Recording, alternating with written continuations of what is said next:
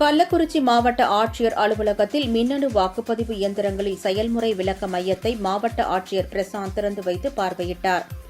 நடைபெறவுள்ள 2026ஆம் ஆண்டு சட்டப்பேரவைத் தேர்தலில் இளம் வாக்காளர்கள் மற்றும் மின்னணு வாக்குப்பதிவு இயந்திரங்களை பயன்படுத்த தெரியாத வாக்காளர்களுக்கு மின்னணு வாக்குப்பதிவு இயந்திரங்களை பயன்படுத்துவது குறித்து விழிப்புணர்வை ஏற்படுத்தும் வகையில் கள்ளக்குறிச்சி மாவட்ட ஆட்சியர் அலுவலகத்தில் செயல்முறை விளக்க மையம் திறக்கப்பட்டது.